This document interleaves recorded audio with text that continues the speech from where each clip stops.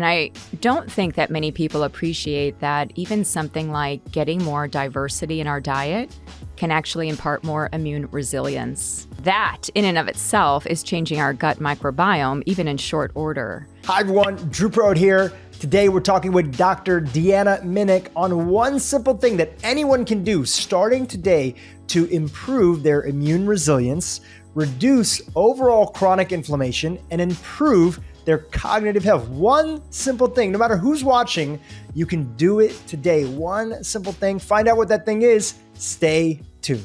Let's start off with the basics. What are two or three or a few, however many you want to toss out, what are a few things that people are struggling with in their daily life that might be an indication that they're lacking a diversity in their diet, the full range of colors, different types, the phytochemicals that are all associated with that. So what are some problems that people are experiencing today that could be directly connected to not having enough diversity in how they live? Wow, it's such a good question. And if I look over the course of this past 18 to 20 months or so, you look at how people are living, it's very different now than it was pre-pandemic. So people are at home, they have these routines, they're getting into ruts. And the question becomes, gosh, how do I get out of this rut? How do I start to see my life different? I'm getting bored. We see that rates of even suicidal ideation are up, right? Mental health is on everybody's radar. People are sleeping poorly. They're not really, I would say, tending to their food like maybe they were initially during the pandemic. So people are kind of, I think initially when everything happened in March 2020 or so, we kind of got into this thing of like, oh, this is new. And you kind of have to course correct and you find your new way, you get your bearings. And now I think now that we're in the thick of it, it's like people are not feeling a sense of hope.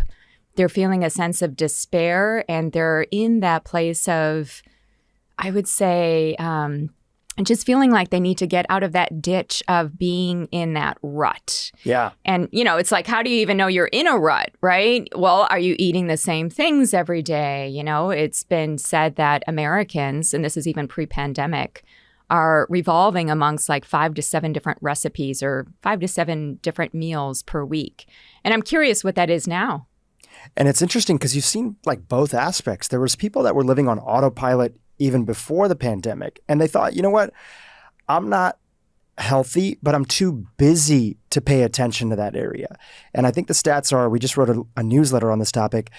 I think there's 15 crops that basically is 90% of our entire food supply, with the vast majority of it being soy, corn, potatoes, and I think a couple other ones that are there in the top 5. Tomatoes is one of those. And it's kind of sad. I mean, I love coffee, but you always see that stat that coffee is the largest source of polyphenols in the American diet, the standard American diet that's there. So what I was getting to earlier is that you saw this split where a lot of people thought, I'm too busy to really invest and pay attention to my health. Now, COVID-19 comes and it's an opportunistic virus that takes advantage of the people that, in a way, don't have that full resilience in their body. So I saw a lot of people, and now being at home and they don't have to commute to work, they have that time that they can make food, they can do other things. So I've seen it both ways, right? I've seen both that split, that now people finally have a little bit of extra time and they're scared. They're like, whoa, I thought I was a little bit overweight. My metabolic health didn't look that great, but I figured, I'm just too busy to invest into it. But now it's like a real priority. It is. It's definitely coming to the surface even more. And I think initially what happened is people went this route of vitamin D. If you have a hammer, everything looks like a nail. So people equated the immune system to vitamin D, and everybody started to think, oh, maybe I just need to help my health by taking more vitamin D. And I don't think that many people appreciate that even something like getting more diversity in our diet can actually impart more immune resilience. That in and of itself is changing our gut microbiome, even in short order.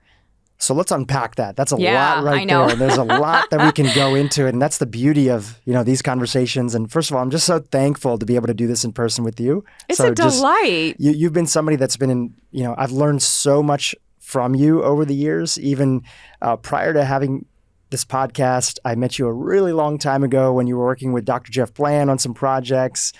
And I just want to say hats off to you, because so much of what you were talking about then, which was a little bit over my head, because I didn't have that background in functional medicine and I was just learning. I'm not a practitioner. I didn't go through all that. It's just all not only become true, but it continues to be proven in the science that's out there. So firstly, you were ahead of the times. And secondly, thank you for being somebody who I've learned so much from. So let's unpack a little bit about what you shared. So when you talk about diversity, and we're talking about diversity in our diet, what do we actually mean? Yeah, well, it's been referred to as food variety, botanical diversity, or even dietary diversity. Dietary diversity can be quantified. There are actual validated questionnaires in order to gauge whether or not somebody is engaging in a diverse diet. I don't even think we have to go to that level to see whether or not people are eating the same things. But essentially, when I think of something that is diverse, I think that every day we are examining and assessing where we're at in terms of what we feel like eating, where our body is. And in functional medicine, one of the things that we are really good at is all these different therapeutic diets. And one of the ones that I did a lot with clients was the elimination diet, where people take things out, then they slowly add things back in a very, very measured fashion to see how they respond.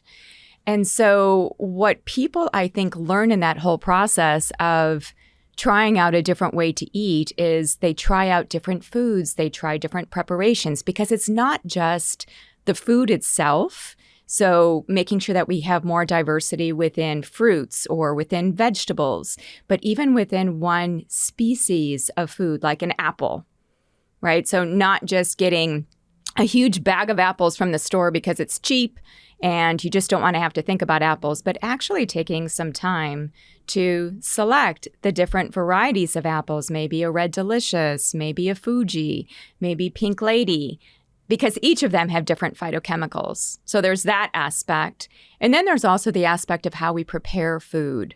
And we can create variety within that. And some people won't change the foods that they're eating. So they're not going to take the time to self-select all of those different apples and, even though it just takes maybe an additional minute, but they may change how they cook, prepare, or take in that food and maybe how they combine it with other things.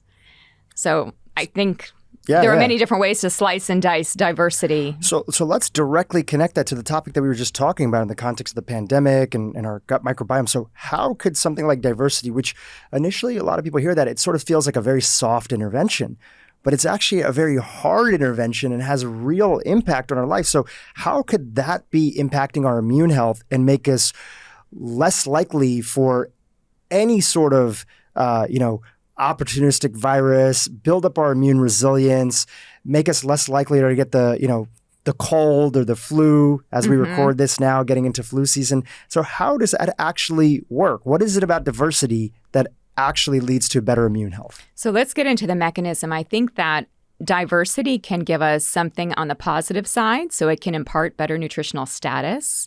So people who eat more diverse diets tend to get a larger array or a bigger spectrum of nutrients.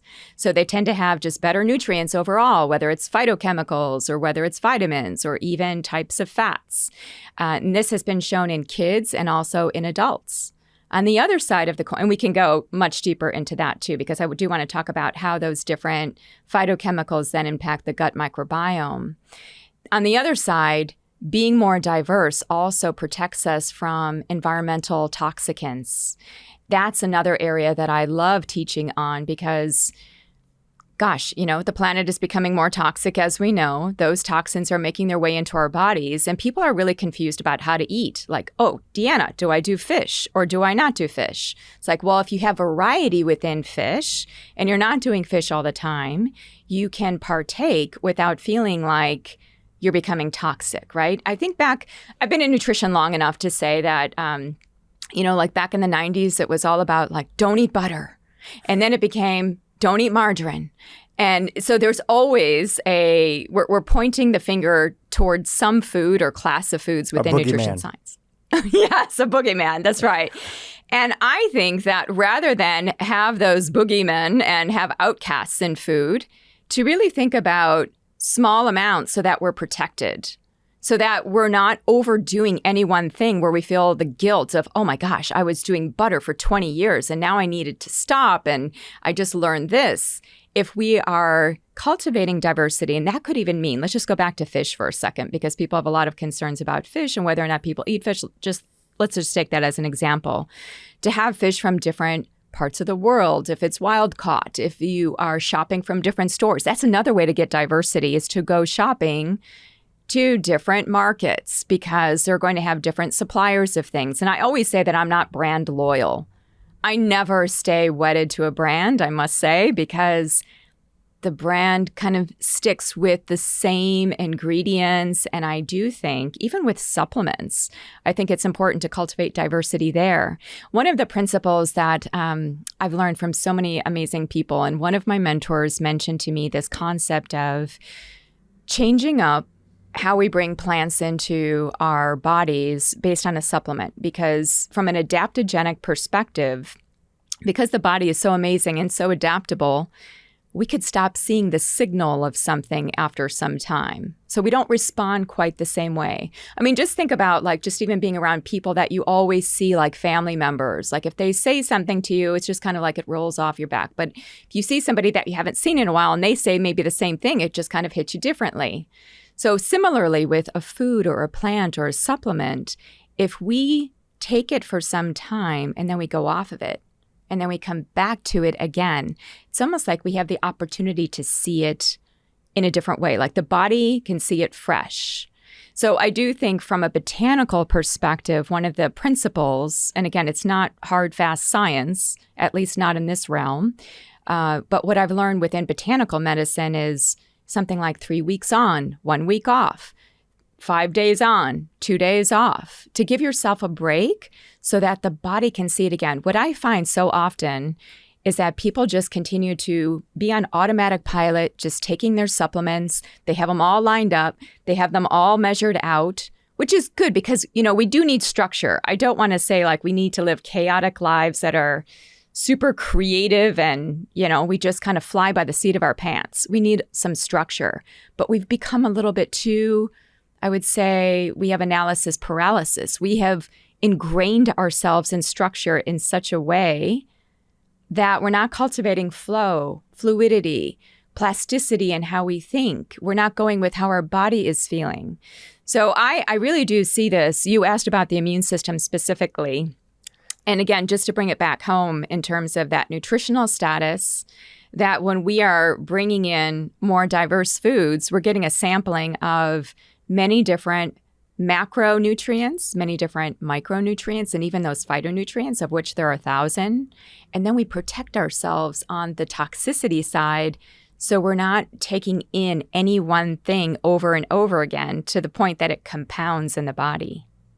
Yeah. You know, going back to the idea of like the combination of the duality of like structure and fluidity, you're right. We need both, because often in the beginning, especially when people are hurting, they're in physical pain. Their gut is inflamed. They don't feel good. They're dealing with some sort of symptoms or maybe even diagnosed with something. They're looking for a pathway forward. And often that pathway forward, when they start to find something that works, that gives them some sense of alleviation of pain or suffering, it usually needs to be a little structured. It needs to be a little structured because it's so hard to take any subject that either one of us is going to get into for the first time if we've never done it before. Like, let's say if you and I take on archery and we are going to a teacher, if that teacher is like, well, you could do it this way, you could do this way, you could do this way, that, it can be very overwhelming, right? But they're like, look, we're going to start with this. And then once you've mastered this particular skill, now I'm going to teach you how to think for yourself so that you could see how you could put your own twist on it.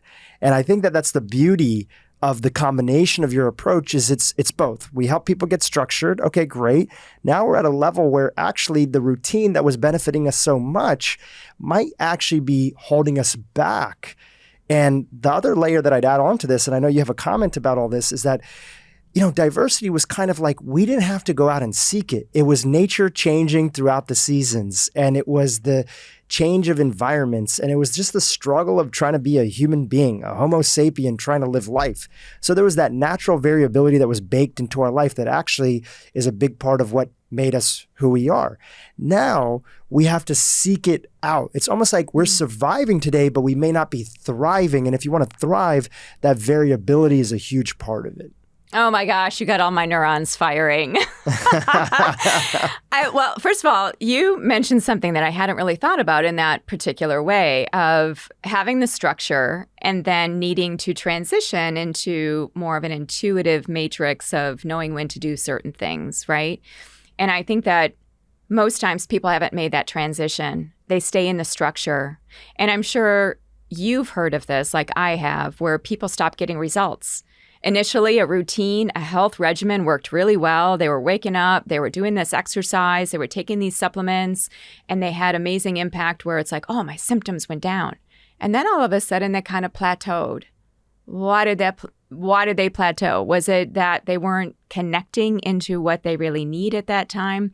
I think, again, because the body is so intelligent and adaptable, we shift our baseline, and we have to accommodate for that shift. And I think we can think about this bigger and broader into all kinds of things. I mean, even a marriage, right? You see that same person every day. You have to find your new baseline that allows you to fall in love again, right? Because it's like you see that signal over and over again.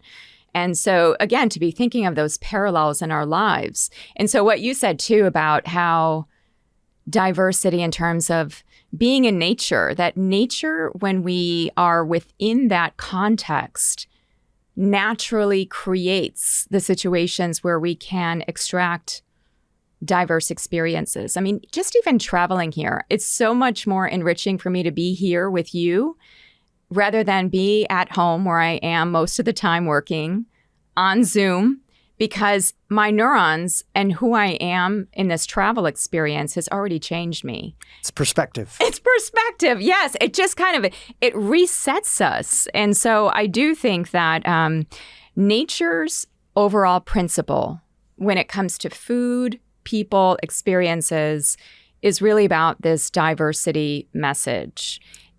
Yeah. And let's go back to something that you said before, because we're going to give a ton of practical tips, and I want to hear about your life and how you include this. I'll share about my life and that sort of thing.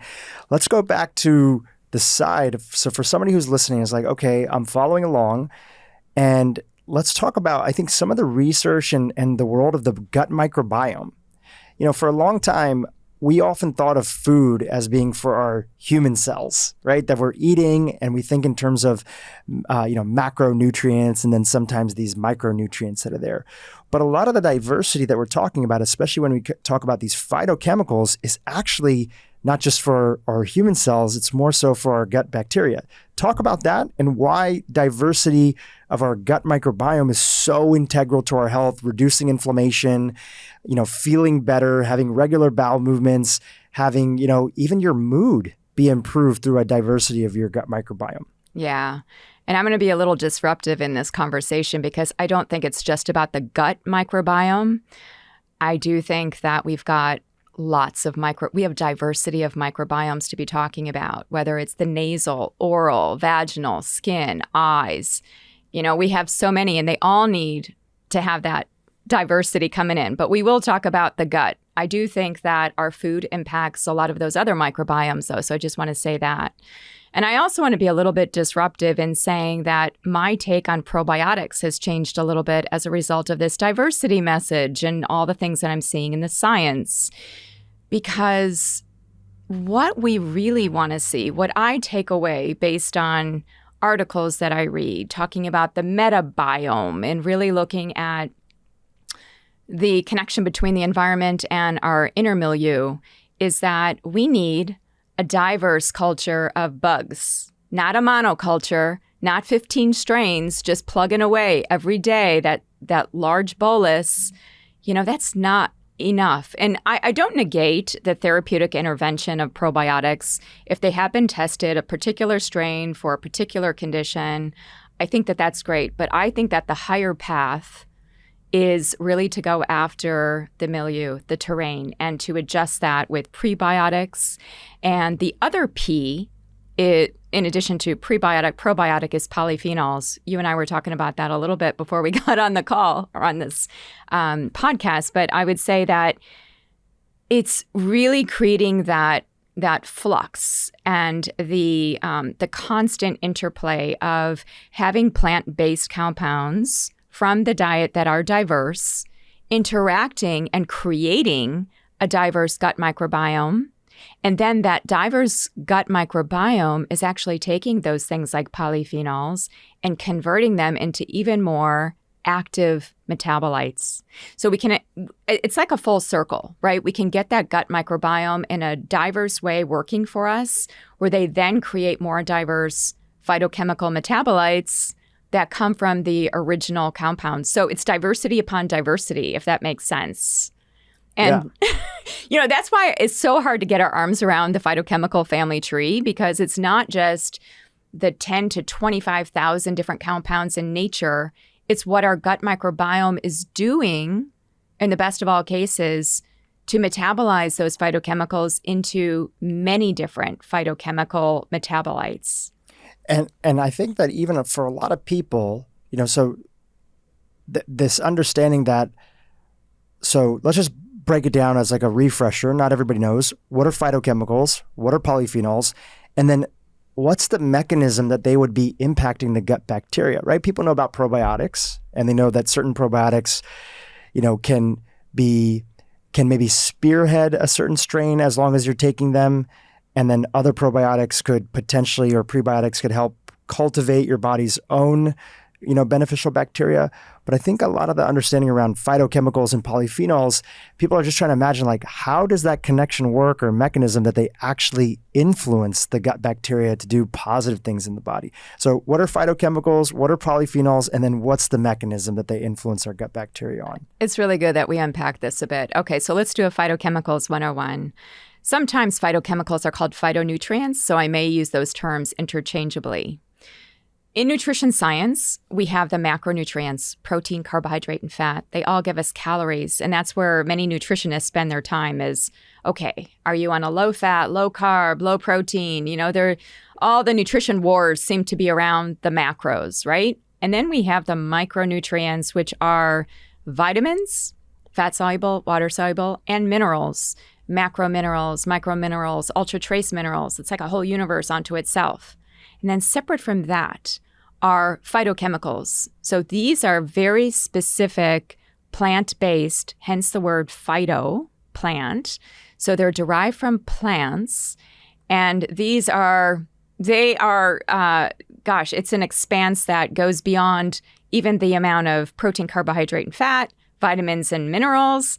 We have here these, and many people would say, well, they're non-nutritive. They don't give calories. They just make food look pretty. Well, what we're finding, which means that they're not essential, but here you're about to jump in, and what? Yeah, so they may not be seen as essential, and it's hard for people to relate to them because you don't find them on a nutrition facts label.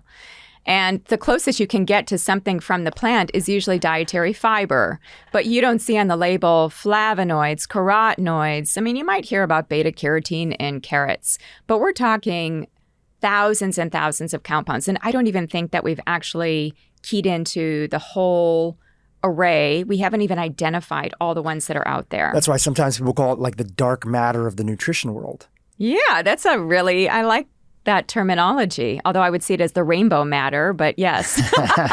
Dark in the sense of it's invisible, but of course, as you're sharing in here, it's actually visible. It is visible. I mean, each of these colors connects to a certain wavelength of light, right? That's what makes them, we think of infrared or red has a certain wavelength or spectra to it. And you're talking about the reds in basically plant foods and nutrients. So tomatoes, raspberries, cranberries, strawberries. However, even though we would talk about red foods, there can be different phytochemicals within each of them. There are some staple phytochemical families that you find in those, but you can find differences, which is why we need variety even within a color. And let's even go back a little bit more so, because a lot of people don't understand the connection between plants having colors and that signaling something around their environment. So what was the role, before we even come back to humans and the mechanism of the gut microbiome and how phytonutrients and polyphenols impact it, how did plants evolve, or what sort of evolutionary process is like, what role do these phytochemicals play inside of the plants? So it's so interesting to look at our rods and cones, the ability of the eye to see color and how different animals, different species can see different colors. And the idea is that, and I'm I would say, in terms of looking at all the animals and what they can see, but I do know that in general, with humans having certain numbers of cones and certain combinations of that red, green, and blue, that we're able to make these color compositions and to identify them in nature in order to, we might think, to ensure our survival. Like, we might see certain things in nature, like a red berry, and we would think, oh, there's a food supply, right? Color keys us into our survival. And for that reason, I often like to say that color is medicine, color is healing, color is psychological, it's physiological. And especially red. Red is that color of urgency, emergency. I mean, look at a stop sign, an ambulance, a stoplight. So in nature, seeing red might catch our attention. There might be some reason why we see that food as red. And for a lot of plants, these phytochemicals, from my understanding, and feel free to toss in any layer that you have on top of it, is like, these are their defenses. These are their survival components. Human beings can run, we can fight back, and, we can go to a different destination. Plants don't have that ability. So when it comes to their ability to reproduce, when it comes to their ability to ward off, and it's not just animals, it's ward off infection, bacteria, other opportunistic plants in their area, these phytochemicals and their ability to evolve over time and bring in these defenses made them more resilient. I think about the classic example, we mentioned him earlier, Dr. Jeffrey Brand, one of the fathers of functional medicine. He is really big into this Himalayan Tartary buckwheat. And this buckwheat, the story is that this buckwheat has so many phytochemicals inside of it because growing in the Himalayas at high altitude and having to survive in extreme environments was a big part of why it developed all these resources around it. Anything you want to add to that? That was brilliant. That's exactly spot on, right? This is the whole concept of xenohormesis. Xeno meaning foreign, and hormesis meaning balance, or a sense of homeostasis, if you will. So taking the environmental concepts of what's coming through and then responding accordingly. Now, that could be seen as stress, because if you think of something that would be seen as a threat, whether it's a pest or it's really hot or it's very moist, or like you said, with the altitude being high, less oxygen, those could be seen in our lives as stressors. However, for the plant, because they have the genetic machinery that allows them to acclimate, they can create the metabolites that will ensure better survival for them, because they can't move, just like you said, right? And they're smart, smarty plants. Yeah. and I think about it as I went to wine country in Argentina. It's this famous region, Mendoza, right? Where a lot of the Malbec and other stuff comes from. And we were at this organic vineyard, and they were talking about how they, practice dry farming and organic and everything else with the wine. And it sounds so basic, but they were like, there's a balance that's here as we're growing these grapes. Good wine is not grapes that have been left to be too lazy. They're overfed. They have all the nutrients. They have everything that they need. They have all the water that's there. And then on the flip side, we don't want to give them nothing, because then they shrivel up and, they get eaten. So we want them right in the middle with the right healthy dose of stress, because that creates strong grapes, and strong grapes turns into this incredible flavor that we all enjoy. Same thing with us as human beings. We want to have, our opinions in a way challenged. We want to have other people say, okay, I understand where you're coming from. Have you ever thought of this idea? Like when somebody challenges you, it's like debate class. It's like you learn. even if that makes your opinion or idea about how the world should run better. Or you might change your mind and have a different perspective. Or for human beings, we have exercise, right? Exercise is an inflammatory process. It makes, I wear a continuous glucose monitor. Your blood sugar shoots up a little bit, but that is good stress and good stimulation to you. So in that same way, both for the plant kingdom and for us, we want to have those stressors that are there. And I think of corn. I think about this monocropping, soy. I think of corn, soy, and the standard sort of, farming practices. I see those as like lazy crops. And the animals that are eating them are also sort of, quote unquote, lazy animals, because we're trying to reduce all the different things that are there and have them live one way, eat the same thing, and they're unhealthy. And then we eat those things and we become unhealthy. Spot on. And just to circle back to diversity and foods and the variety, that's exactly what we're doing, is we're cultivating resilience by allowing the body to have that particular kind of micro stress, if you will.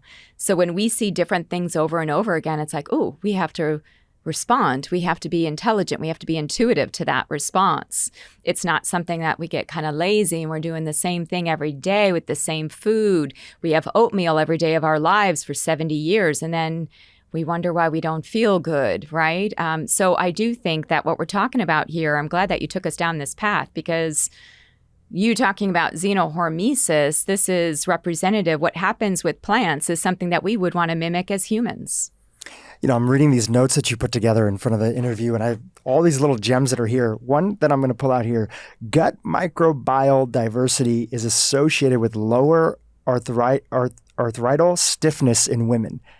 Talk about how that even could be connected. That seems like you pulled that from one of your studies. You're deep in the research that's out there. How does that happen, that somebody might have lower arthritis? In this case, we're talking about women, but probably it translates for men too, and how that could be linked to the diversity in the gut microbiome. So actually, that is arterial stiffness. I might have a typo. I think I read it incorrectly. Sorry. Okay. So that study was looking at an association between the gut microbiome and heart health, arterial stiffness. So how flexible your arteries are. And there was another study that showed that systolic blood pressure could be improved by having 8 or more diverse food items per day. That's just really amazing to me, that our heart health could be impacted by variety, by diversity of those foods. So how does that work? Let's go back to the gut microbiome, because what we're seeing is that ancestrally, we probably had access to something like, it's been postulated, something like 3,000 different plant species. And right now, we might have access to 300, but the average person is selecting from about 100. And I would say that's probably on the high side. And I'll cue you into like a way to assess one's variety, and some work that I've already done in that area, where, people are not always even at that 100 level in a week. So based on that, if we can bring in more diverse organisms as best we can, even to that 400 level in a week, perhaps we create a more robust gut microbiome, and the gut will change signaling molecules to things like our vasculature, to our heart. And I just got off of a conference right now just teaching on nutrition and cardiovascular health. I'm glad that you asked about this, actually, because there is a link. The gut is connected to the heart, is connected to the brain, and everything is interconnected. And when I think about having diversity in those 3 respective big areas, we even have this term metabolic flexibility in the literature, the ability of the body to be able to switch from carbohydrate to fat in terms of metabolic activity. So again, having that variety enables us to produce what we need, perhaps metabolically, and give our gut a sense of resilience, which then works upstream. You mentioned this term signaling molecules, and I think that's going to be new for a lot of folks. Some people have heard about it, but these, and I don't know the full spectrum of them, but one of them that I hear often and that people have discussed on this podcast are that your gut bacteria produce these metabolites, and in exchange for us feeding them, prebiotics, a diversity of foods that are out there, different herbs, things that contain all these incredible phytochemicals, polyphenols. They then release these compounds, and I want to know if there's more than then metabolites. If you know anything about the subject, feel free to chime in. And then that then goes into our bloodstream and is basically telling different things in real time on how to modulate. Is that an example of epigenetics in real time? I don't know if it's an example of epigenetics, but I would see it as the system's web, the body connecting through the gut. Let me just give you an example. As you relayed that, one of the things that came to mind is maybe not everything needs to be absorbed, but has an effect. So let's even talk about turmeric, one of the hottest herbs, spices, medicinals. Turmeric on its own is not very well absorbed, even at higher amounts. And often what is done is that turmeric is modified in some way through the addition of oil and dietary supplements. There are various preparations that maybe there are phospholipids or different kind of fats in order to enable it to slip on through to get better absorbed. I have a general feeling or a sense of this that maybe not everything needs to be absorbed in order to have an effect. Sure. Maybe that turmeric is being worked on by the gut microorganisms to produce secondary compounds that then can get in naturally without any modification and then have that system-wide effect. One of the things that I have seen in the literature is serotonin. We know that the gut makes so many things just on its own, and yes, potentially through those gut microorganisms. And serotonin that is made in the gut can actually signal and crosstalk with bone. So we can create different changes throughout the body just by having that initial, as you called it, the signaling molecule from the gut. One of the hotter ones today, I would say, would be the short-chain fatty acids. When we think of prebiotic fibers and different things, fermented foods, I think of the short-chain fatty acids. My PhD was all on fatty acids, and I often think about how fats don't get the respect they deserve. There are so many different families, and they all have different personalities. Once you're born as just colloquial speaking, but once you are brought into the essential fatty acid family as a compound, you will always be within that family. There is no crossover where you're going to become a part of a different family. So with the short chain fatty acids, what is intriguing is that there are a variety of them, whether acetate, butyrate, propionate, and these are often metabolites of these fibers that we take in, and then they signal through the body, but they can also change the gut milieu to change pH. They may change pH in such a way to change immune modulation or even to change inflammation. They can also change mineral uptake. I don't know if you saw the study somewhat recently, I think it was in the summer, showing how the gut microbiome can change mineral absorption and really have an impact with just nutrients. So if we keep, I guess the lesson, the takeaway from all of this would be, if we can keep our gut microbiome happy and in check, our entire system web, our heart, our bones, our brain, everything about us can stay in a healthy balance. But I don't think it's limited to the gut. I really do think that we're on the horizon. If we think about the next year and where we're trending, I think one of those trends is really looking at the skin microbiome. I think the skin is great, big, huge, because you see similarities between the gut and the skin, the tissue. So I'm curious what will evolve in terms of technologies. Dr. Rob Knight is so good. He's a researcher who has done a lot in terms of looking at the different microbiota on different parts of the skin.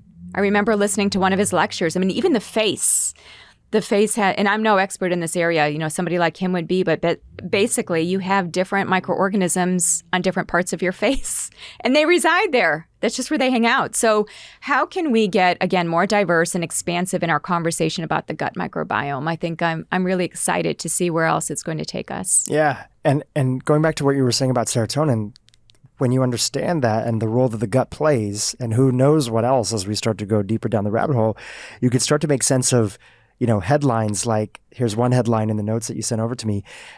Dietary variety is associated with lower odds of feeling worried, sad, or unhappy as studied in fifth graders. I think about the standard school lunch, and it's kind of like the maximum diversity that they tend to have at most places. There are some schools that are doing very innovative things that are out there. The maximum diversity is like, okay, great. Wednesday's pizza day, Thursday's chicken nuggets, Fridays is burgers, and by the way, pizza's a vegetable, right? So that's how we're going to get like the vegetable quota that we need to get in as a school.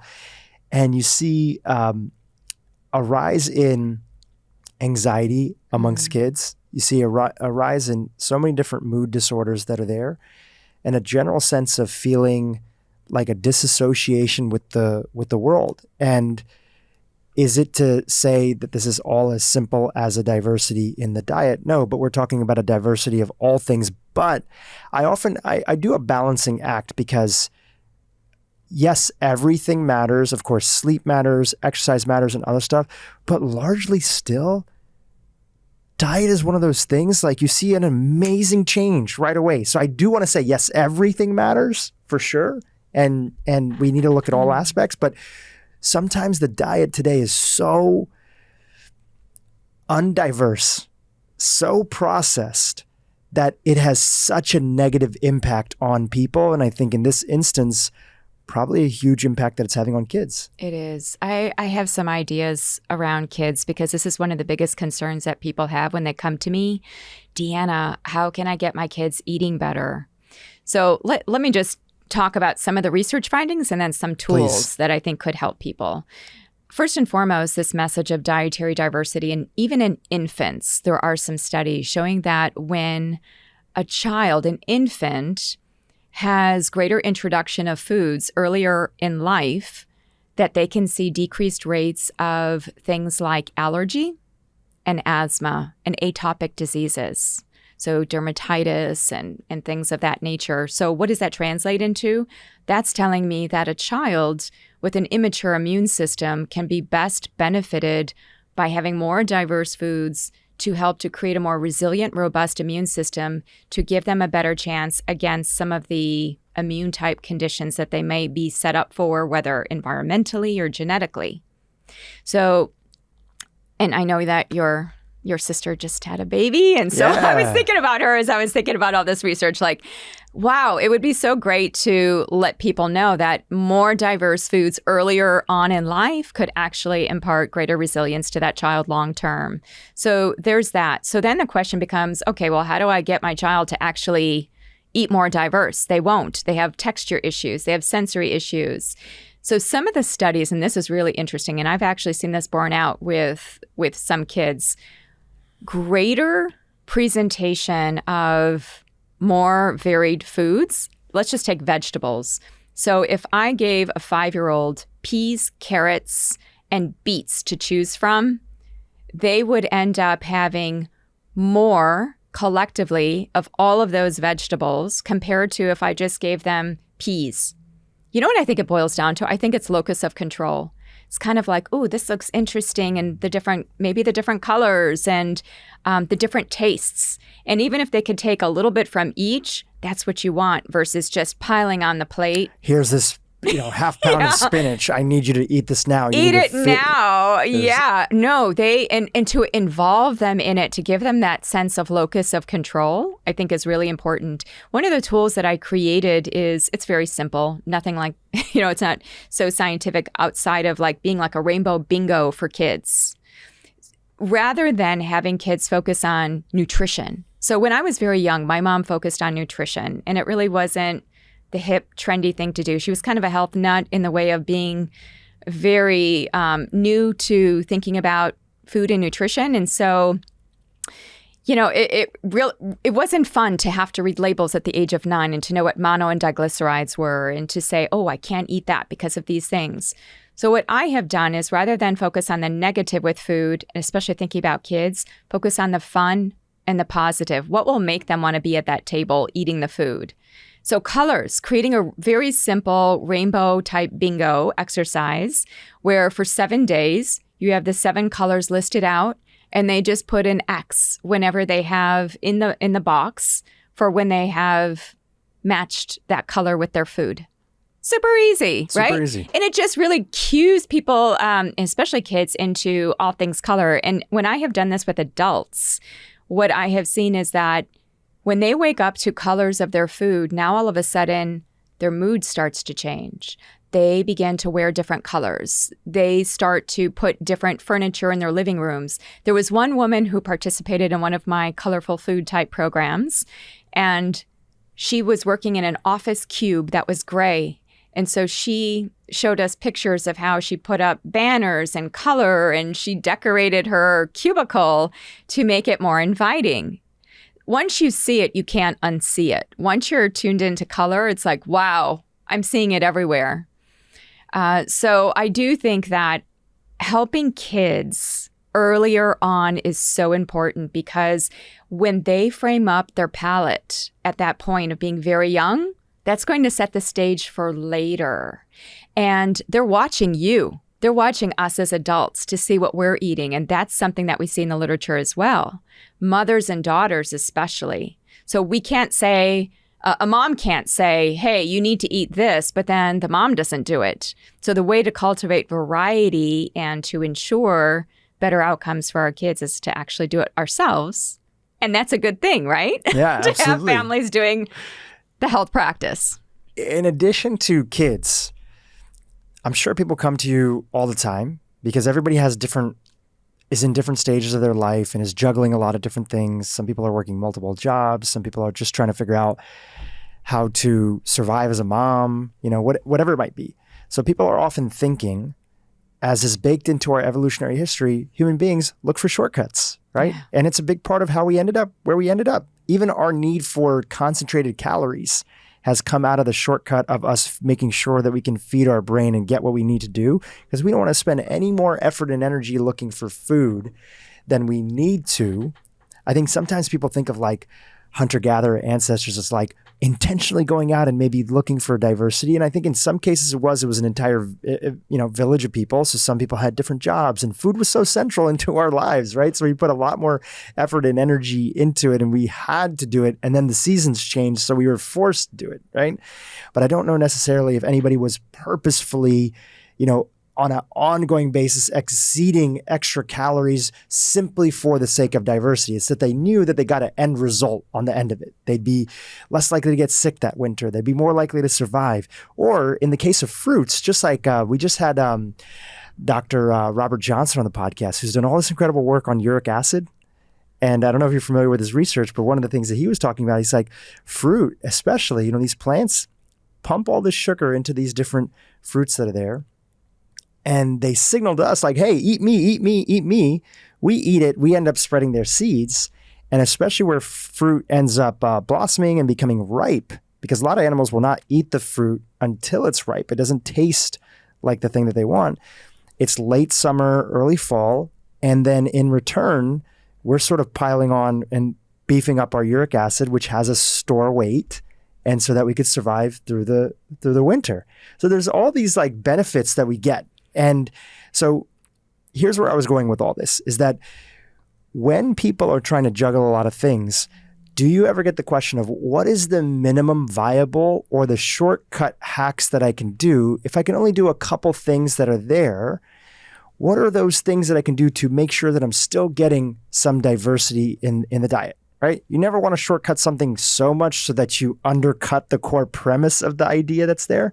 But are there a few things? You gave us some tips for kids. Are there a few things for adults that are listening today? Yes, there are. But before we get into tips, I first want to say that we all have to figure out what is our motivation, right? And if we want to feel better, we want better mood. Just want to go back to what you were saying about fruits, because it made me think of some of the research on fruit. I think people, for the most part, what I see is that people are fruit phobic. They're even fruit and vegetable phobic in many ways. They say, well, what about those anti-nutrients, those lectins and those oxalates? And, they go through that whole battery. But there's a great review article that was looking at whole fruits and looking at the research, simply looking at, and it wasn't just looking at reduced risk of chronic disease, because we our eyes glaze over when we think about that as our motivator. Is that really a motivator? we might feel so far away from something like that. But some of the research on fruit and even vegetables, but let me just focus on fruit for a second, is that the number of servings of fruit that we have is correlated with better life satisfaction. There is a sense of, and in fact, just even at the conference I was at, I presented showing vascular aging was correlated with number of servings of fruit. So the more that we had the fruit servings in our lives, the less vascular aging we have, or at least has been shown in this literature. So fruit is signaling something to us. I guess, when you have uric acid as a metric, but let's just take it even broader into seasons for a second. Please. Because this is a place where diversity enters in, and there's some interesting animal research going on where they take animals that have been acclimated to a short day period, so more like winter, and then a long day period, so more like summer. And then they give them fruit. And there was one particular study where they looked at oranges. The oranges were either grown in the northern hemisphere or the southern hemisphere. So the animals had different diurnal rhythms, right? They were from a seasonal perspective, they were different. When they were given the oranges from two different hemispheres with different phytochemicals, differing by about 39 different phytochemicals, what they showed was that the animals that were given the summer orange that were mimicking the winter months, that they actually exhibited a more, I would say, a more a fattier phenotype. So they tended to put more fat on. Now, that doesn't mean I just touted and extolled the virtues of fruit. And then I said, but if you have an orange in the winter, you may actually put on more fat. Well, this was in the study where they had concentrated amounts. And Sure. I don't think, as long as we, again, diversity and that we're changing things up. Right. What I'm hearing from what you're sharing is that food is information. And Yes. so when we're doing our best to eat seasonally, and when we're doing our best to include that diversity, we're not overdoing any one particular food. And especially in the case of fruit, it's like, I think that we went one degree where people talking about keto and fruit phobia and other stuff. And I think it's coming back, especially with all this literature on phytochemicals, polyphenols, and other stuff, that as long as we're not overdoing fruit juice, which is a different sort of thing. That's different. Mm-hmm. And we're sticking to this whole fruit, and we're mixing up the diversity, so it's not always the same oranges all the time, and it's diversity of our whole diet as a whole. We can get the benefits of all these different things. How do you feel about, so one of the hacks that I have, in addition to I have whole foods diet, and I've definitely broadened my diet because, like you, I kind of was immersed in the world of the elimination diet, and I would often recommend that to a lot of people that were there. And one thing that happens for people in the health world, that are probably a lot of folks that are listening to the podcast, is that you naturally first, when you take out things like gluten and dairy and other stuff, that especially if they're processed forms that we especially rely on here in America, different than Europe and other parts of the world, you tend to feel better. You tend to feel better because those things were not really meant for health food for us today, or they've been so bastardized that they're completely different from their natural forms of, I think about, my business partner was in Sardinia, hanging out with the Sardinians over there, and they eat cheese all day long, and they're taking their goats and their sheep, and they're having them feed on all these different things like rosemary and all these different herbs, and that's how they say that they season their milk and their cheese before they even put it on the table, as they get these goats to eat all these different herbs and things like that are out there. And we're not doing that with, the cows that we have here in America that are primarily eating corn and Skittles. That's the only rainbow that they have, is Skittles that they have access to, unfortunately. So where I was going with this is that in my life, in addition to eating a whole food diet and pulling back, because when you do the elimination diet and you initially feel good, then you're kind of scared a little bit. Some people are like scared to go and add additional things and to figure out how to have diversity. And as a byproduct, we had a friend of ours, Sean Stevenson, on the podcast a few months ago, and he said that he had gone so down the rabbit hole of a restricted diet that anytime he tried to eat other things outside of it, initially he'd feel like a little bit of bloating, a little bit of this, a little bit of that. And he had to work with a nutritionist to help him mindfully expand his diet. And that meant including in things that he never thought he would eat before, like beans, and that actually made his gut microbiome a lot better off that was there. So for me, I've broadened my diet from being a lot more elimination diet focused, and I try to include a lot of different things. And my whole point in travel is to try to go and try different foods in a different area that are, whole foods that are there. So one hack I have in my own life is because I know that we don't want to overdo anything, and I'll have these different freeze-dried organic powders that are there that have like no sugar content inside of them from all different companies and brands that are out there. And I will try every day a different version of those in my low glycemic, smoothie that I'll mix with fat and unsweetened almond milk and other things like that. And what are your thoughts on that? I'm not saying that's the only place that I'm getting things from, but it's just another way of me adding in variety inside of my diet. Why not? I get that question all the time. In fact, I just got it lecturing over these past couple of days. Should I do a fruit and vegetable powder? I think that that's fine. And many of those products are combinations of many different things, kind of the mixology approach. I don't see it as a primary strategy. I see it as an adjunctive or secondary strategy. It's definitely something to bring in. Some of those powders are very expensive for some people, and I'm always in the back of my mind, because one of the other objections that people raise is, but Deanna, fruits and veggies are expensive. And so here's what I would say to do. Please. The first step is, it's kind of like toxicity. How do you know you need a water filter and what kind of water filter you need? First, you have to test to see what your water has in it. Similarly, you have to test your own variety level. So here's how I do that with people. You can just take a piece of paper, and over the course of 7 days, you write down all the different plant-based foods that you had. So if you had let's go back to the apple. If you had a Red Delicious apple, you could write that down. If you had another Red Delicious apple, you would not write that down again, because now that counts as a duplicate item. So then you go on. And by the way, is this your 7-day variety challenge? Does this kind of play into this? Yes, it's a 50 foods 7-day tracker. And the way it looks, if people want to sketch it out for themselves, or you can give it out to them however you want to do it, it's essentially in different categories. So I have each of the plant-based categories, teas, drinks, beverages, because that all counts. By the way, you brought up kind of a smoothie, and those are great conduits, especially herbal teas. When you look at cultures that have lived the longest, many of them have punctuated their day by tea. If you look at Japan and you look at all that green tea, and then you look at the varieties of green tea within green tea. And I love green tea. I just had some great gunpowder, but then I want to change it up. So I'm getting different phytochemicals. So you track your variety for 7 days. And I did this in one of my large Facebook groups where give everybody that tracker. And I said, every unique plant-based food, even if it's a spice, I don't want you to measure it. I don't want you to count servings or nothing like that. We're going to go for the art of eating here. And I just want you to track the different foods. I think I had something like 121 unique plant-based foods over those 7 days. The goal is 50. And why do you say plant-based?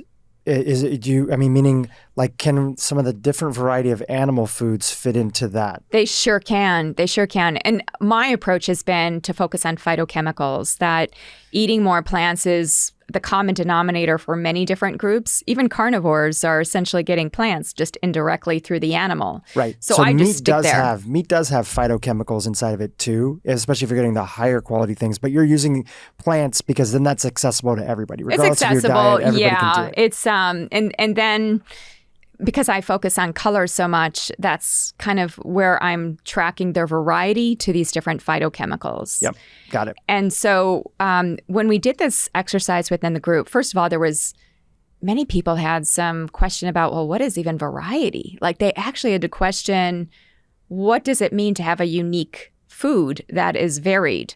And I don't think many people were thinking within one category. Like, if I have just what you were saying about the fruit and vegetable powder, or even within the cup of coffee or the tea, or even, anything. I mean, some people, and I let them count things like extra virgin olive oil, but even to vary the kind of olive oil that you have, because you're going to have different olive polyphenols in there. And by the way, you've mentioned polyphenols a couple of times, and I bet people are waiting for me to define it. It's one of the classes of phytochemicals, right? So it's got, typically when we think of flavonoids, it's a large class of compounds, like 700 on up compounds. So it has a certain chemical structure. But you have carotenoids, you have all different kinds of phytochemicals. That's just one class. So polyphenols is not a synonym for phytochemicals. It's just one of the types. So you first have to get a sense of where you are in variety. Like if I followed you around for like 3 days and just kind of watch what you ate and saw your choices, we can get a good tabulation. I think a week is a good time frame because then you bring in the weekend days where people eat very differently. And, looking at spices, are people eating spices? I let them count that as part of their variety tracker, regardless of the amount. So if they had cinnamon or, any of the number of the different spices, and it's really cool. Maybe we can talk about spices a little bit because this is one of the most cost-accessible ways for people to bring in variety, I would say. So get a sense of your variety. Where are you? And from there, start to bring in, even if it's one new food per week, where you say, you know what? I haven't had a star fruit and I just saw them in the store. Let me just try that. Or maybe you haven't tried a food in a long time, like maybe celeriac, or maybe you haven't had a leek in a really long time. Just stepping out and trying that food. And I think one of the things that I have seen too is that we've been used to thinking in bulk. We've been used to thinking in batches because people needed to have the time to do other things. It's not to say that we shouldn't still do that, but then freeze it or have some way that we're not having to be stuck to a particular food for a whole week, right? Because what you were saying about the elimination diet is so true. When we've eliminated, it's now time to go the other way. And I call that dietary micro-rotation, where you have small amounts of foods that you might even have a little bit of fear factor around, but you're bringing that food in such a small amount so that the response that it would evoke would be nominal. What's one of those foods for you? That I haven't had in a long time? Or like that would be in that category that maybe it might be seen as somebody else. Like it's like, oh, is that really part of a healthy diet? It could be red wine. It could be a organic pizza. It could be that. But you bring it in because that's part of the diversity of you, trying to include different things. And is there a food like that? I know that you what have? it is. Yeah, tell me. Well, all things cocoa and chocolate. But aren't those things like just still good for you? Like, isn't that still good? Not necessarily. So this is another one of those things. It's like alcohol, coffee, and chocolate kind of fall into that bucket of like, are they or aren't they? And they can be really good, healthy things, right? It just depends on the diversity of each of those and how we consume them with what we consume them with. So when it comes to something like my love of chocolate, how can I be diverse in that? Well, I do cocoa powder. I do raw cacao. I do chocolate that is 100% cocoa. Although my husband's like, Deanna, can we bring it down to at least 90? So it's like palatable.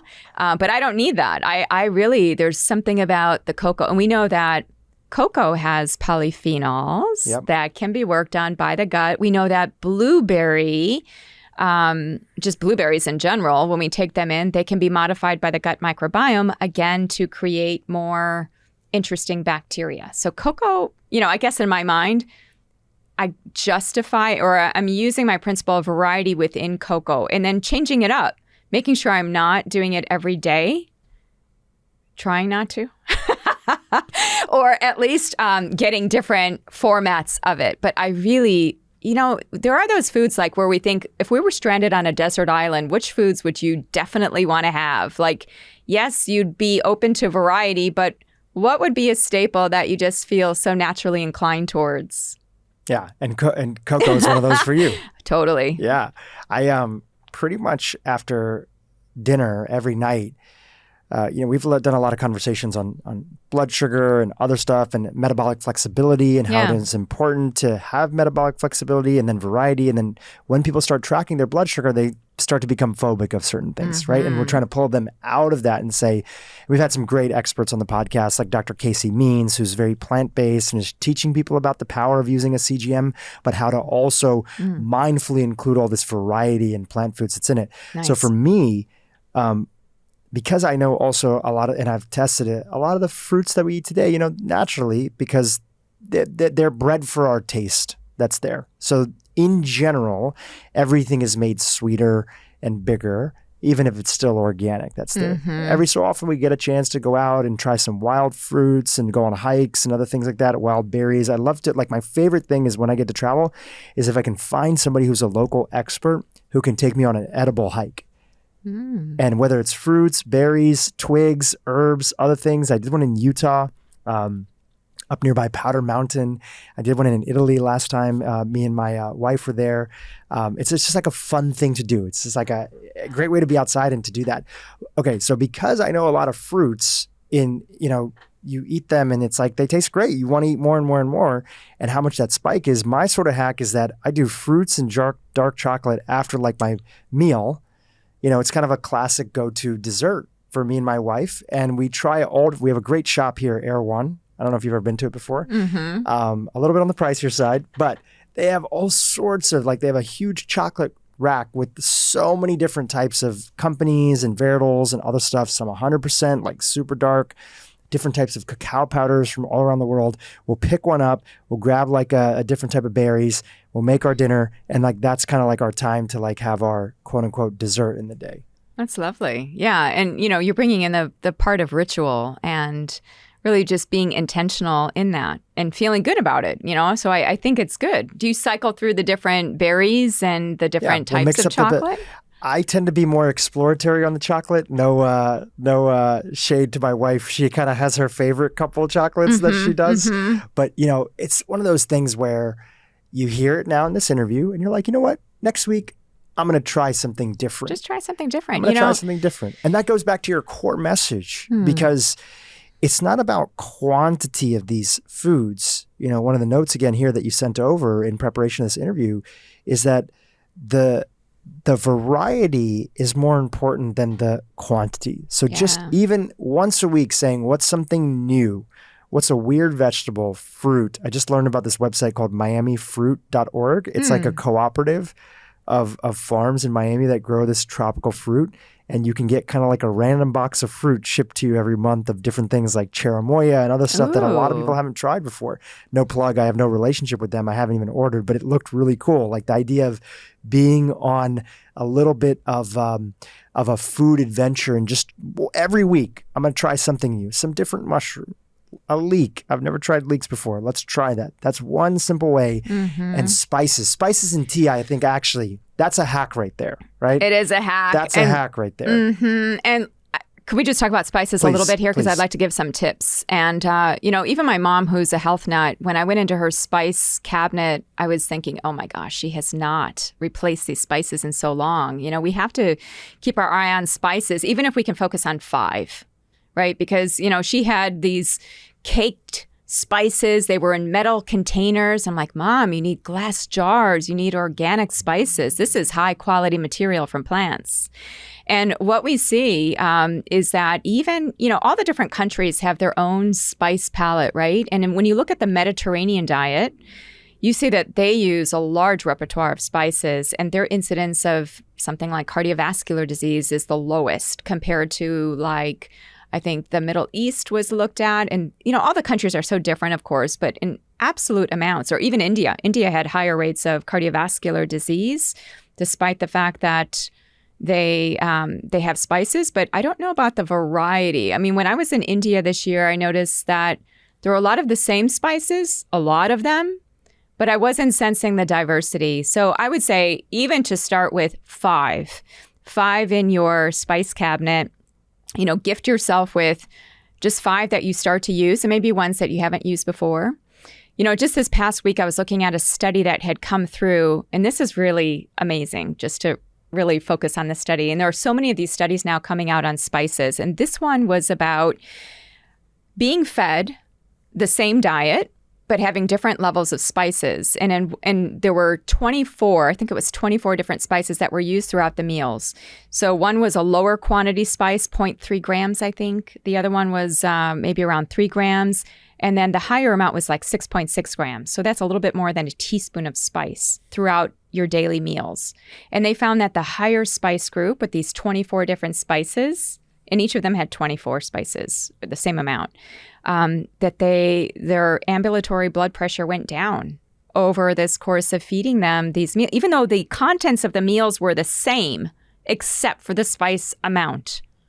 I mean, spices, they're so little, they're so small, but yet, I mean, think about a dietary supplement. Much of that is a concentrated extract or essence of a plant. So when I think of a spice rack, I'm thinking of a little mini pharmacy in our kitchen, and It's like a that right there. supplement. Yes. I love it. You know, I think there's a lot of shade that's thrown at technologies these days, and there's fair criticism on social media and tech and screens and other stuff. But one of these things that I do feel is that I think that technology is going to be a part of us solving this problem. I look at even the fact that just most people, 2 years ago was the first year, it was 2 years or 3 years ago that the amount of money that we spend in North America on eating out surpassed the amount of money that we spend on groceries, right? So we know the trend. The trend is, and even for people with a lot of education and that have the means, we have busy lives. We want to do things like this. We want to self-actualize. And it turns out throughout history that when people start to take on more, you know, generally speaking, and they kind of rise up the ranks in socioeconomic ability, which is correlated with also education, usually you get some sort of help, right? You get help because it's too much for one person to do, and a lot of that falls upon the women, right? So a big part of this world that we're in right now, where we're trying to create more equal opportunity for both, you know, women and men that's there, is that there's going to be some things that end up being a little bit sacrificed, but then we have to figure out, how do we fix it? And I know this sounds crazy, but looking at the trend of like smart ovens and other things like that, people love to eat diverse. It's the making of it that's actually tough. So I don't know what that's going to look like, whether that's a robot arm that is like a little chef in your house that you bring all the ingredients together and you hit a recipe and it's kind of putting it together. Yes, I know making food is beautiful. I know it's romantic. I know it's the art of slowing down, but I just look at the vast majority of people, and just even trying to support them in their cooking is so tough because of the system that we live in right now. Mm-hmm. Well, I share your... it's a fine line, like a love-hate, and perhaps those are too strong of words to choose. But around technology, I think we can use it to our advantage, right? It's not that we have to be at the foot of technology. We are using technology in order to make our lives better. You know, case in point, I decided to just get a continuous glucose monitor and just do an experiment with myself for a month. And people around me were thinking, you're not diabetic. You're not even pre-diabetic. What are you doing? And I said, I want to be smarter about my foods and what I'm doing and just get a little window in. Now, continuous glucose monitor is not the be-all, end-all, because I started soon to realize that it's like, well, this is kind of predictable and I'm kind of seeing this. This is good. It's good information, but it doesn't tell me how much my body is putting out in terms of insulin in order to keep my blood glucose healthy, that's one right? input. It's got some limitations, but what I did notice, I fall short on exercise. I fall short on getting out and moving. I'm really good with food, solid on food, not so good with activity. And when I looked at my continuous glucose monitor results after I had taken a 30-minute walk in the neighborhood and it went down 20 points, my blood sugar just shot down 20 points. It's like, wow. That is something that will change my behavior going forward. It's Absolutely. Like, go for a walk after my meal or go for a walk before my meal and buffer that response. Yeah, it's another input of us learning about these things that the ancients all knew about. My grandmother would always say, after eating dinner, we always go on a walk. And I just thought, like, what is the point? And we would walk around the neighborhood like this big posse, this Indian family mafia that's walking around the neighborhood. And I'd feel like everybody's looking at us and like, this feels really weird. And we do it every single night. But looking back now, like, she knew something, right? She innately knew something about how this made us feel, how this let people sleep that night, how healthy it would keep us. And she looked super fit, you know, and just like, we knew that now, and now we're just catching up with the science and the tech inputs to help us understand that it's actually real and it makes a difference. It is, yeah. And this goes back to your point of not just diversity with diet, but diversity with all aspects of our life. With all aspects. And you know, Drew, one of the questions I get asked on podcasts and such, and I don't even know if you were planning on asking me this, but how do you live your days? What do you do when you wake up? And you know what I say? I mean, I really struggle with this because every day is very different for me.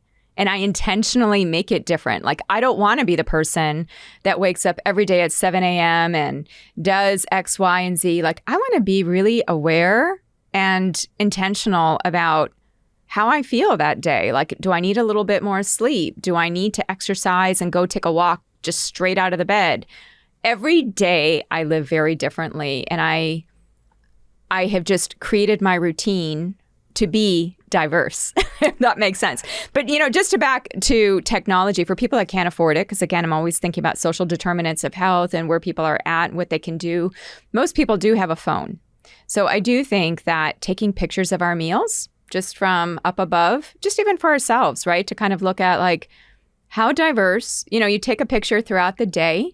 And then at the end or at the end of a week, you kind of look at a sampling of like, okay, what did I see as far as colors? Do a qualitative artistic assessment rather than, oh, I only got 40 grams of fat here, 50 grams, that's not sustainable. And I do think that variety tracks with creativity, Drew. And I think that creativity is one of the, I would say, even in my personal journey and story, has been so instrumental in helping me to like get out of the box. Like sometimes we put ourselves in pathological boxes and we say, I live here. This is what I am. This is what I do. This is how I define myself. I do feel, at least for me, I can't speak for other people, but that box needs to be disrupted, right? Like sometimes it needs dashed line. It's like a cell membrane. A cell membrane doesn't do so well when it's got like a firm, rigid border and membrane. It needs porosity, permeability to the best degree for that person. So I can't tell any of the people listening how much variety you actually need, how much creativity you actually need, how much permeability of new things need to flux in through your everyday. I don't know. And on some days you're going to need more than others. Like after this travel stint that I've been on, it's like, okay, I can kind of like get back into the structure of home a little bit. Now I welcome that now because I've had that stepping out. My neurons got fired in plastic in a good way. Neuronal plasticity is a marker of healthy aging.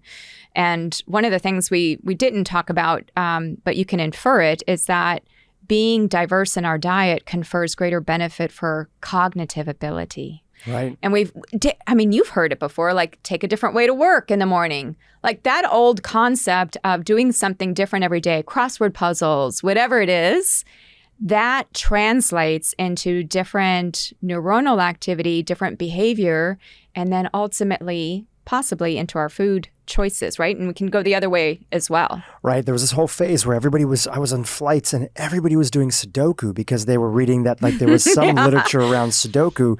And then another paper came out. I'll see if our team can find it and put it in the show notes. They were like, look, it's not that our brain gets better by doing Sudoku every single day. It's that actually it might be good to pick up salsa lessons and you have to learn a new move and you have to challenge yourself. That's why I love doing podcasts, is that you have to prepare, you have to listen to people differently, you have to see what's the viewpoint, it's some other aspect. So it's the diversity within those things. And then people thrive on different aspects. Like my wife tells me, like, if I had to wear the same thing every day, I'd go nuts. And I love wearing the same thing every day because for me, and that might be a little bit of the masculine and the feminine, that keeps me not having to think about something that's not as important for me, so that I can give other things that is more important to me in where I get my diversity from, like having these types of conversations or building a company and hiring new people and taking on new challenges that are in there. So that's the beauty of even the diversity amongst different individuals.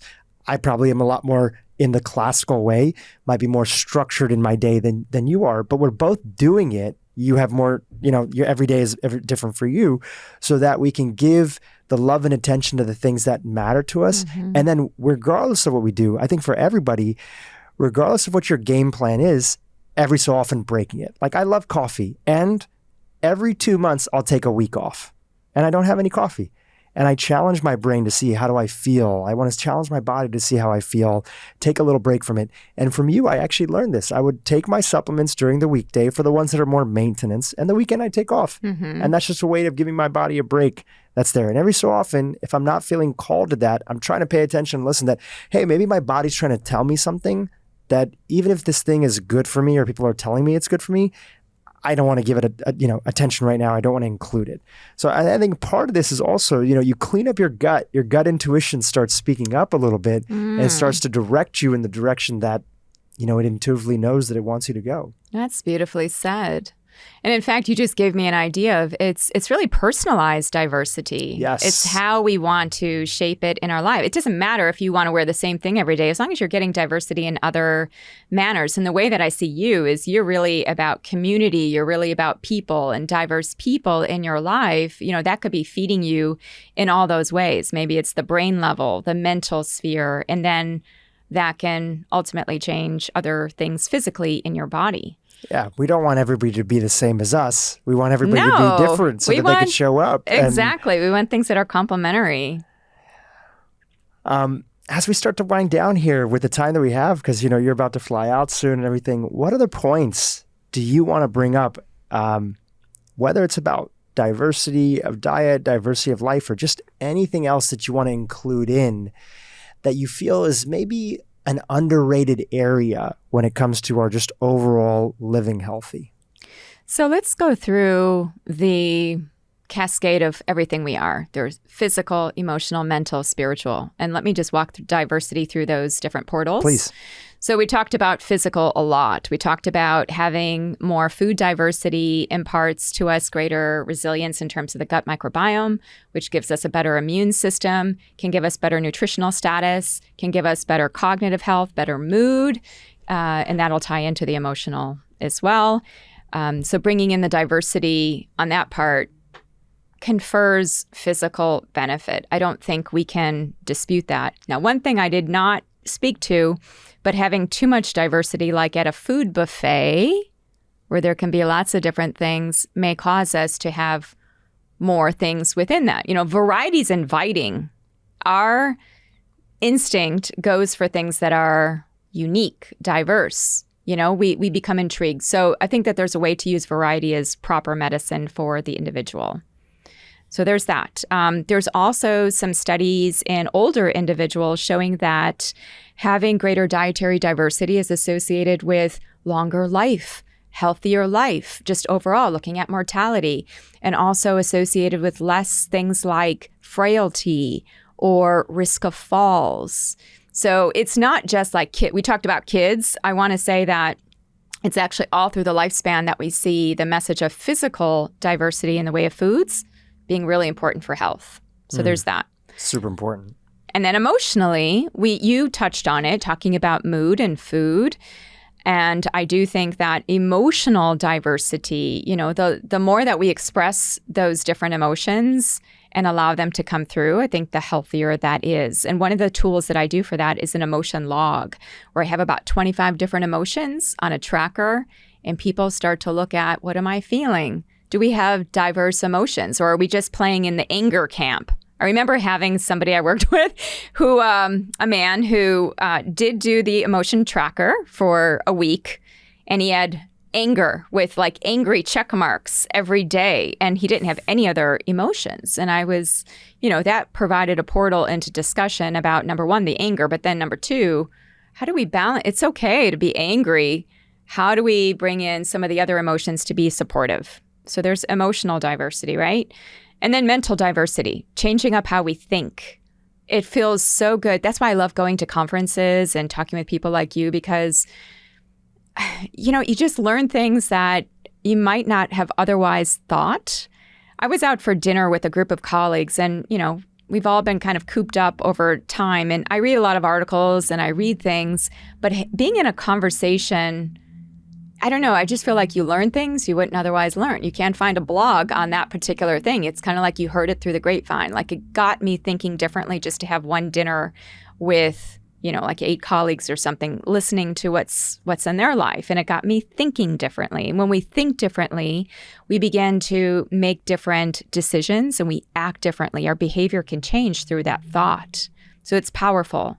Power of the mind. I mean, even in science, that's why we have a placebo effect, and we control for the placebo effect in studies, right?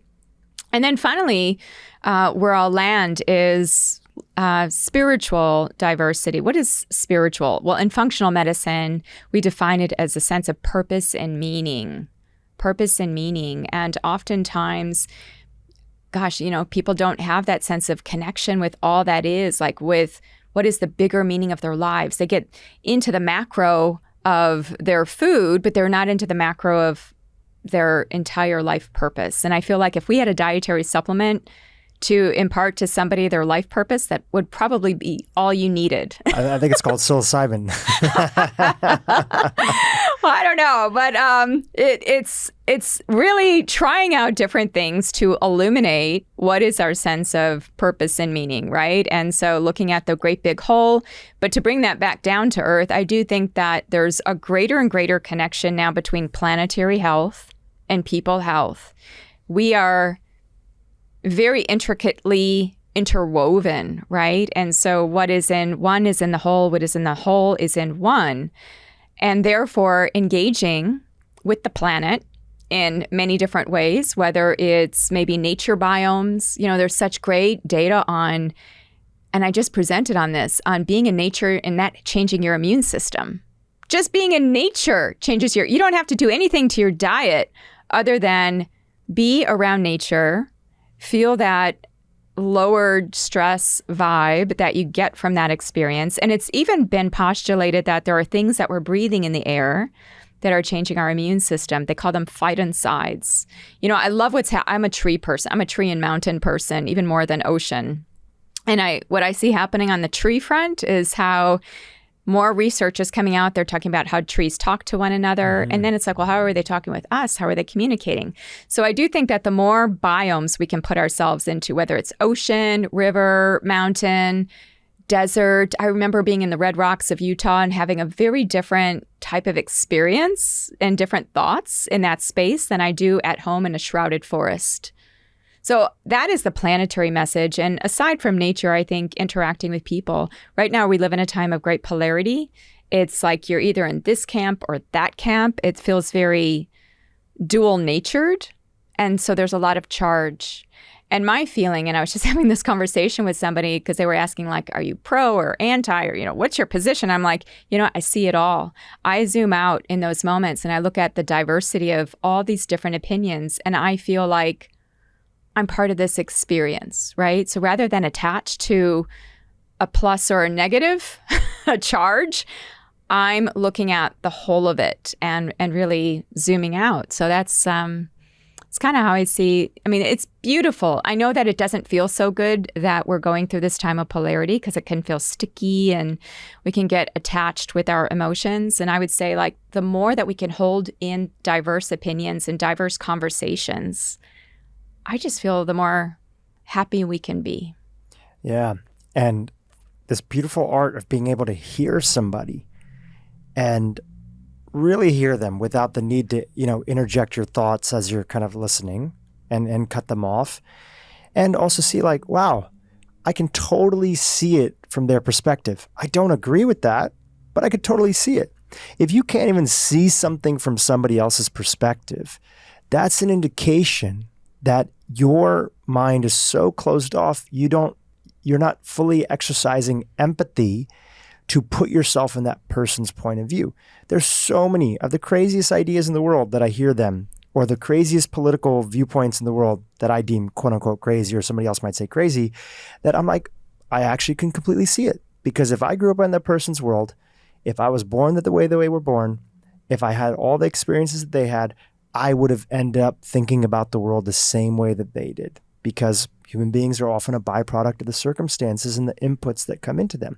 So I often use as one way, you gave all these great little hacks. I'll throw one in about diversity of thought and idea. Anytime we say, I just don't understand, and then we say that about another political party, another tribe, another group of people, even our parents, our kids, or whatever. That's usually an indication of, let's stop right there. Actually, you don't understand. So let's step into that now and think, whatever method you want to do it, there's all sorts of different processes, but how can we put ourselves in the other person's shoes and say, how can I understand? We often use our ability not to understand somebody as a reason to write them off, because we see their circumstances, their actions through our viewpoint, And when we're only looking through our viewpoint, we can't understand. So as soon as you say, I just do not understand, and it's usually with that energy and it's that thing, how could they possibly, I just don't understand. All right, that's a moment and an opportunity to say, you know what, let me pause. Let me just say, it could be so many different things. Maybe they went through a tough time. Maybe they don't see this other side that you see. Whatever it is, because most people are not crazy. Most people are not bad people, even if they have completely different viewpoints than you do or that I do. So if we can understand, now we can have a different level of conversation. I think about this often in the space of everything that's happening in the world of COVID-19. And I've been firmly pretty vocal on Twitter and other stuff that I see myself as a COVID moderate, right? I see all the different lenses that are out there. I can see how vaccines can be very useful, especially for people with poor metabolic health, the elderly, the people that are very vulnerable.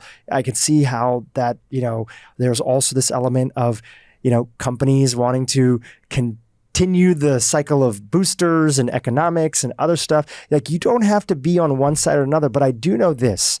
The people that I pay attention to and that I trust the most, regardless of what camp they're in, they're willing to see the other side.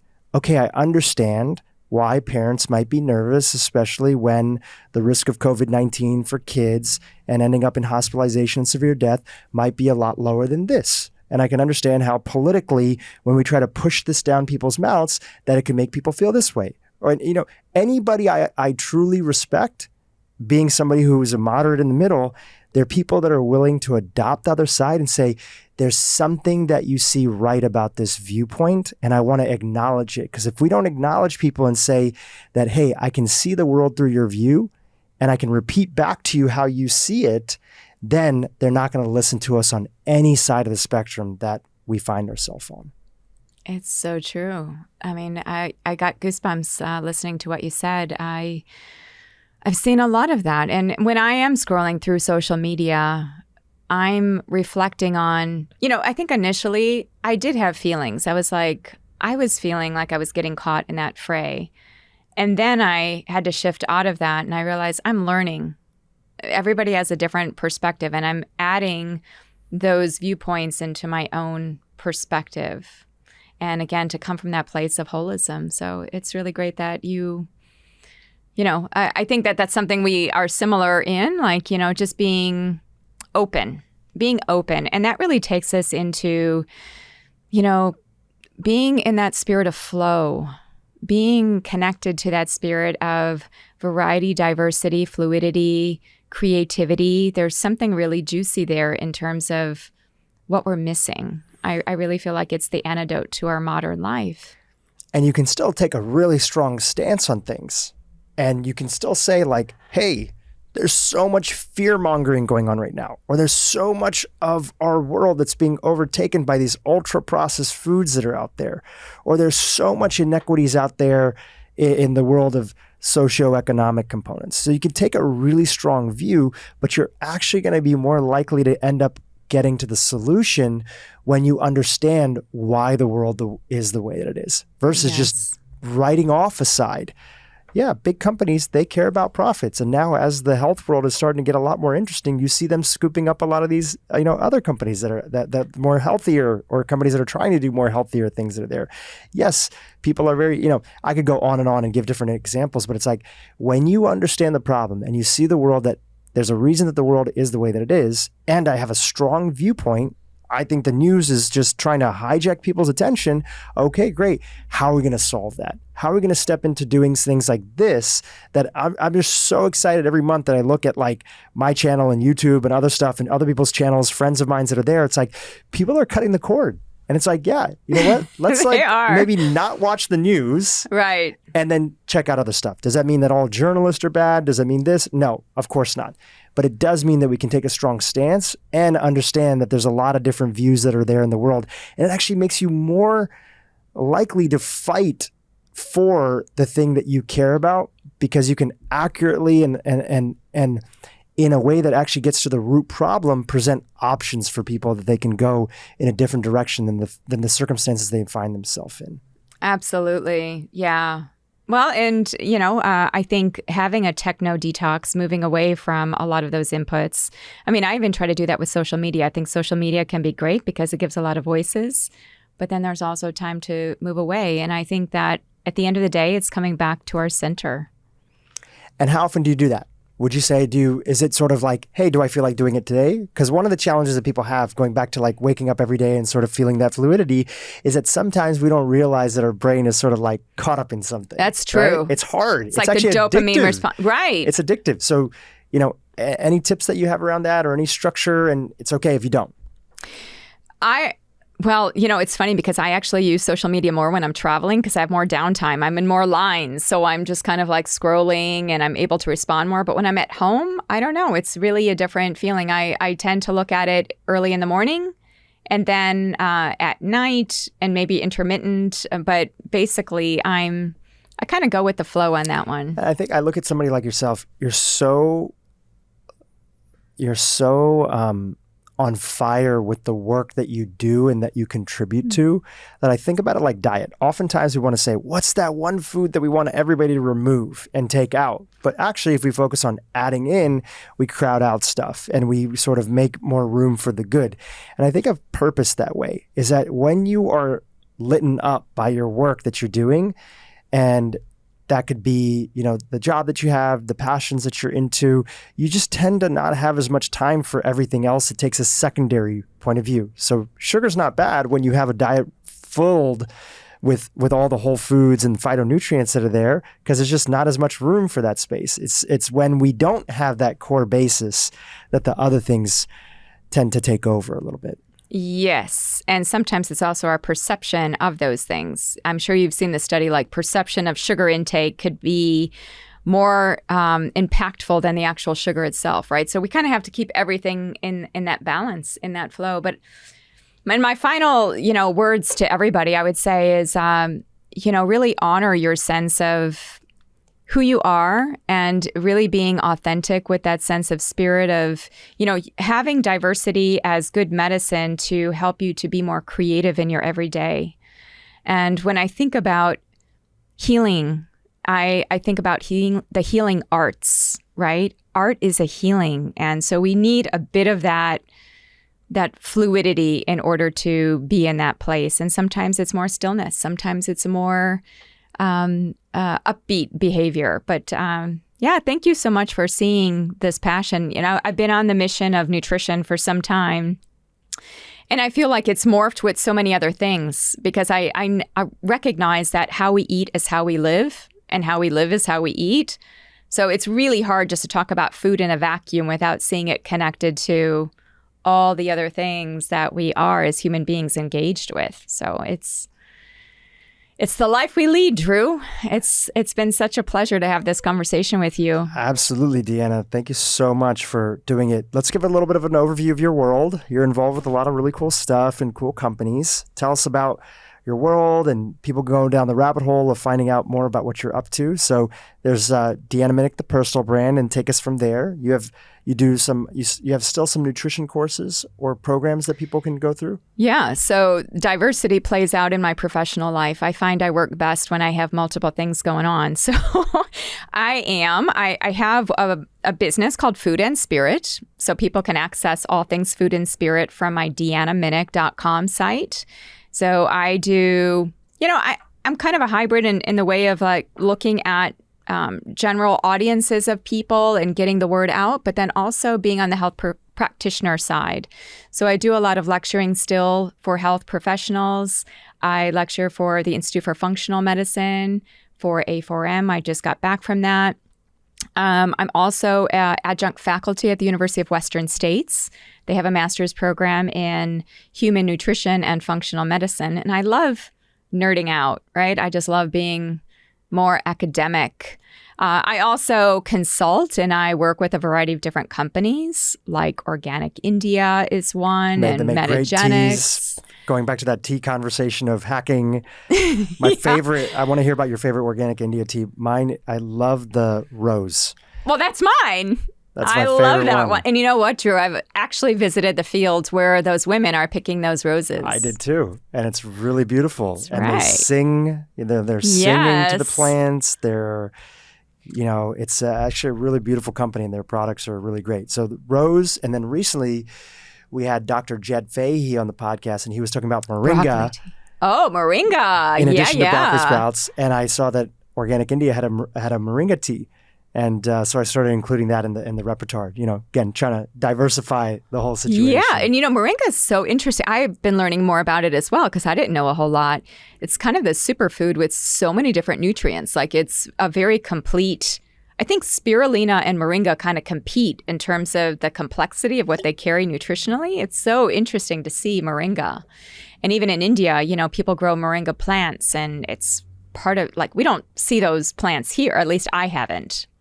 But when I think of Jed Fahey, I think of the broccoli sprouts, tea. Yeah, he often talks about how broccoli sprouts don't grow in a lot of places in the world. So he uses moringa as another opportunity to get a lot of similar benefits that are out there. Lower cost food, easier to grow places, very resilient. And just on that idea of phytochemicals, polyphenols being able to hugely impact the world and us finding the right foods that are out there that are more accessible and can be localized in these different countries. But yeah, sorry to interrupt. You were going through the different projects you were involved in. You mentioned Organic India. It's great to chime in about tea. And by the way, I do like the broccoli tea. And some of my students were like, you can actually get broccoli in tea. And I'm like, yes, and you can get sulforaphane and it's good stuff. So that and working on a new book idea. And I'm, I feel like I'm always, thanks to Dr. Bland, who really, well, actually it even went earlier than Dr. Bland. My graduate work was on carotenoids, and I worked with Dr. Phyllis Bowen at the University of Illinois at Chicago. And that's really what turned me into looking at plants and what they're doing, and then working further with Dr. Bland, who you mentioned as part of the Himalayan Tartary buckwheat. But when I was working with Jeff at Metagenics, gosh, we got into phytonutrients at the level of cell signaling and really looking mechanistically at what these plants were doing and as it related to detoxification. So I want to give credit at the very end here to everybody that has ever touched my life in terms of this platform. I mean, starting with my mom, that health nut mom, and then all of my science teachers and, Jeff Bland, Barb Schultz, Phyllis Bowen, Maria Saponzakis. I mean, I've had such incredible people. And I feel like whenever we listen to somebody, like when I'm listening to your podcast, I'm always thinking like, wow, the lineage of people that have gone into that one person's voice, and it's never just them. There's so much behind that, so much research and all those articles I read, so I give lots of kudos to all those shining stars out there. All comes back to diversity of mentors, diversity of teachers. That's true. Deanna, thank you for coming on, for making time and talking about something that is so obvious when people hear about it, but we forget how to do it because are living in a world that's kind of taken us in one direction of kind of repetitive routines, mostly out of survival and responding to the times and just trying to be able to juggle all the responsibilities that are there and not having the same village support that we had when diversity was a lot more, but I see that coming back now. I see more villages, I see more people, intentional communities and education about how we can go from just surviving, which we're all surviving, right? Everybody's living, everybody's surviving, to really stepping into thriving. So you reminded us how to do that today, and I appreciate you. Thanks so much, Drew. Hey, YouTube, if you enjoyed this conversation with Dr. Deanna Minich, you're going to love this mashup that my team created on how to reduce inflammation. 4 ways to reduce inflammation. Check it out. Food will tell you when you eat a food, your body is literally taking notes. Oh, okay, we got selenium from that. We got some copper from that.